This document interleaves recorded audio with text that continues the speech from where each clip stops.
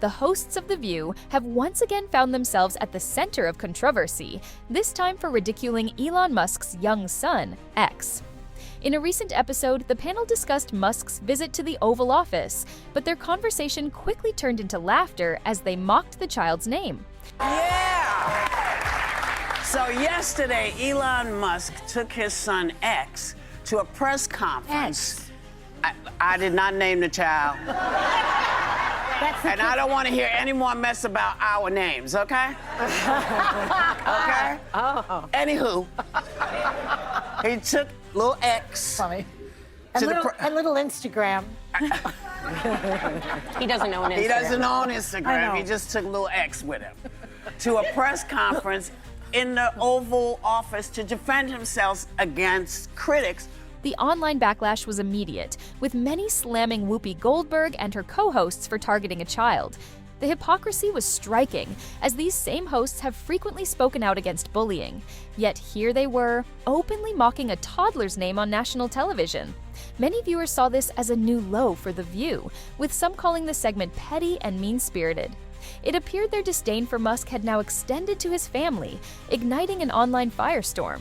But Whoopi Goldberg's criticism didn't stop with Elon Musk's son. She also took the opportunity to attack Musk for increasing transparency in his role as the head of X, formerly known as Twitter. According to her, Musk was exposing information the public shouldn't have, suggesting that certain details were best kept hidden. I get that there's fat everywhere, and yes, we'd all like to see less of it. But what you're doing is a lot more than just cutting fat. You're giving people information that they should not have because they're not the people whose information it is. Yeah. So, and nobody elected you. Yeah. That's the part. That's the part. That's the main part. Critics were quick to call out the contradiction in Goldberg's stance.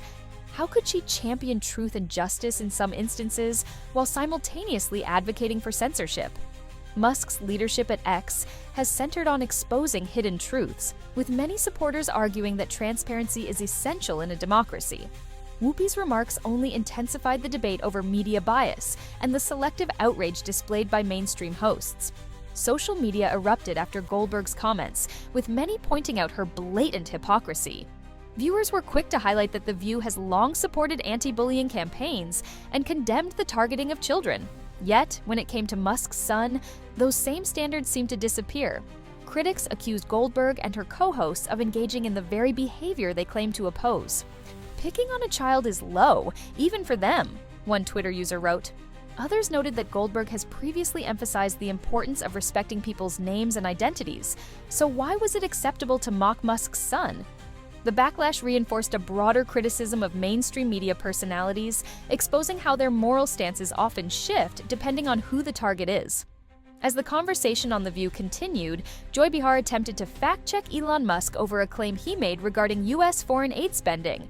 Musk had stated that $50 million was being allocated for condoms in Gaza. Behar, eager to expose what she viewed as misinformation, pointed out that the funds were actually designated for Gaza in Mozambique, not Gaza in the Middle East. Why all the time? For 2 weeks, we heard this idea that they spent $50 million on condoms in Gaza. Right. It's not even Gaza in the Middle East. It's Gaza in Mozambique. They didn't even know that. And the number was wrong, too. And then he goes on, Elon Musk goes on and said, well, I made a mistake. Meanwhile, you perpetuated the lie for the past 2 weeks, just like they did about these Haitians eating cats and dogs. Lies, and more lies, and then it goes. However, rather than proving Musk wrong, Behar ended up exposing her own lack of awareness. While Musk's figure was inaccurate, the underlying issue remained unchanged. There was still a significant waste of taxpayer money. Her attempt to discredit him backfired, as she failed to recognize that misallocated funds remain a problem, regardless of the specific location. Elon Musk responded to the controversy by acknowledging that mistakes happen, but stressed that the real concern is wasteful government spending. He pointed out that no one is perfect, and that errors should be corrected quickly, but the focus should remain on reducing unnecessary expenditures. Musk reiterated that allocating millions for condoms, regardless of where, might not be the most responsible use of American taxpayer dollars. Was $50 million of condoms was sent to Gaza. But after fact-check this, apparently Gaza in Mozambique, and the program was to protect them against HIV. So can you correct the statements? It wasn't sent to Hamas, actually. It was sent to Mozambique, which makes sense why condoms was sent there. Yeah. And how can we make sure that all the statements that you said were correct, so we can trust what you say? Well, first of all, some of the things that I say will be incorrect and should be corrected. So nobody's going to bat 1,000. I mean, we will make mistakes, but we'll act quickly to correct any mistakes. If it went to Mozambique instead of Gaza, I'm like, okay, that's not as bad, but still, why are we doing that? Musk's willingness to admit mistakes and redirect the conversation toward government waste made him appear more rational and solution-oriented compared to The View hosts, who seemed more focused on attacking him personally. His response only strengthened his argument, as viewers saw him prioritizing accountability over petty disputes. While his critics, including the hosts of The View, hoped to embarrass him, their efforts backfired spectacularly. Instead of discrediting Musk, Joy Behar and Whoopi Goldberg inadvertently reinforced the very issues he has been vocal about: wasteful spending and media hypocrisy. Their attempt to expose him only highlighted their own lack of awareness. Social media users wasted no time mocking Bihar's failed fact-check, with many pointing out how her efforts only made Musk look better. Joy Behar just made Musk look even better, one user tweeted.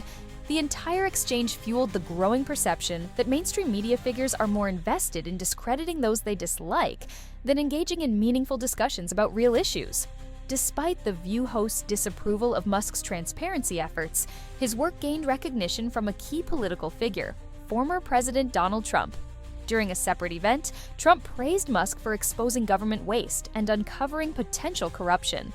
He commended Musk's commitment to transparency, stating that Musk doesn't need this and that he has been unfairly targeted by the media.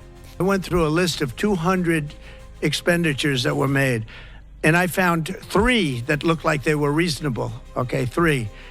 And we'll be talking about that tomorrow. We have a lot of stuff, and I want to commend Elon because he's done he doesn't need this. He's abused by you people every day. He's found more things than anybody could find. I think he's got the credibility to do it. I know he does.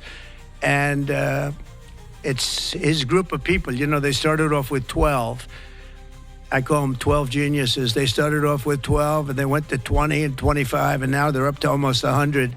People are joining to help them, because there's a massive fraud that's taken place. Trump's comments made it clear that Musk's efforts to expose hidden government activities have not gone unnoticed. While The View host dismissed his work as reckless or unnecessary, Trump framed him as a key figure in the fight for accountability, intensifying the debate over whether Musk is a hero or a disruptor. He also pointed to the growing team of experts working alongside Musk to investigate government waste. What started as a group of 12 has now expanded to nearly 100, uncovering fraud and mismanagement at various levels. Despite mainstream media's attempts to downplay Musk's findings, his work is gaining serious attention from influential figures.